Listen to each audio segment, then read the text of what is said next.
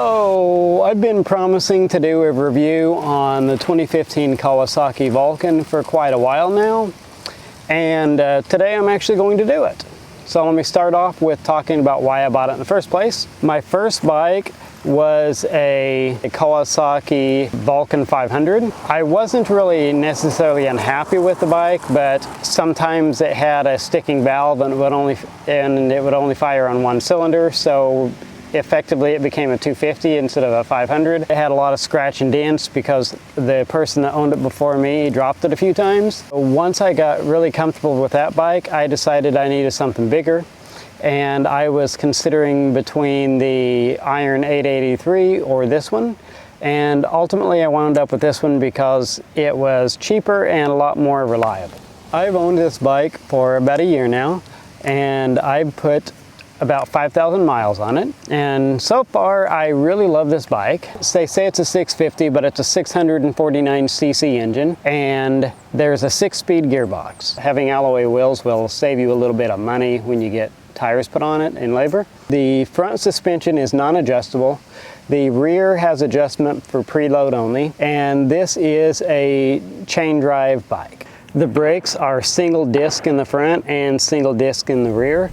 But it actually does stop really well. Let me start off with the things I like about this bike.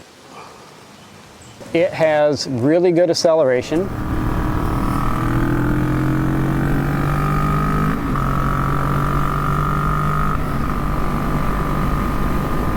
You can go from 0 to 60 and nothing. Even on the interstate, if you're already at 75 and you need to speed up to get around a semi or something, you can speed up really quick. It's really nimble, it's fun and sporty, but yet it still has really comfortable ergonomics. It's an absolute pleasure to ride. I absolutely love it. I ride this bike almost every day, regardless of the weather. It's been a really reliable bike. I've had no problems with it, and I haven't found anyone that's had any problems with the Kawasaki Vulcan S either.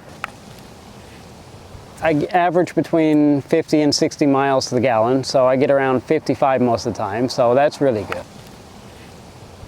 Its top speed, I believe Kawasaki says, is 140, but the fastest I've ever had it is 90. It is a really beautiful bike. Everywhere I go, people comment on the bike. They come up and tell me it's a really pretty bike. I mean, it's just constantly, like almost every day, somebody tells me it's a pretty bike. Even from the factory, it's not that expensive.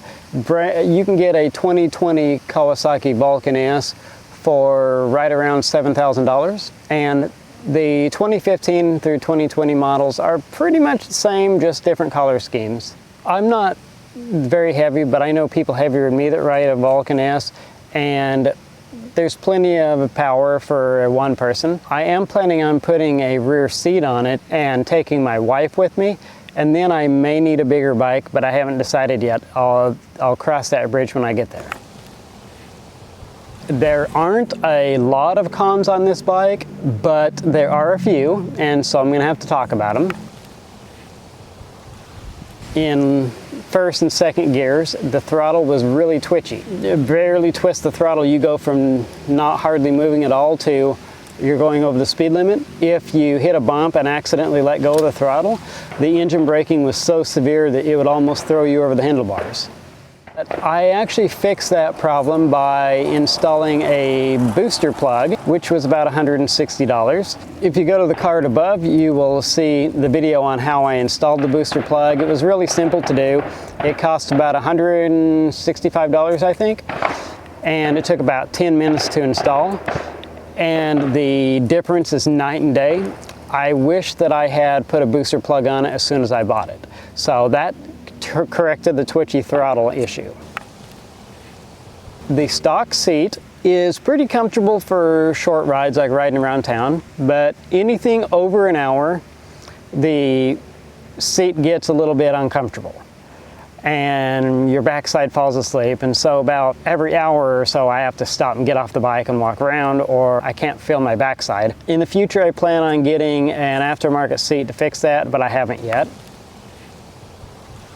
With the price point of this bike, I can completely understand, but it's still kind of annoying that Kawasaki doesn't put any rear foot pegs on this bike. In order to have a passenger, you have to put the rear seat, but also the seat stays, the frame section that goes up to the fender, you have to replace those in order to put a rear seat. And so it's a lot more than just putting a rear seat and foot pegs. You have to replace the frame section before you can put foot pegs. It's not terribly expensive. It's something like, I think $85 for that. The rear seat is a little over $100. So it's gonna be about maybe $250 in order to have a passenger.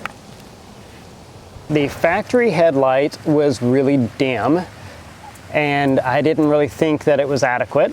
And so I replaced that with a super bright LED headlight. And if you want to see how I did that, go to the card above and you can see that video.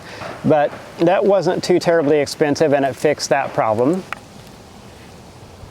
When I first bought this bike, I wasn't exactly crazy about the way the exhaust sounded.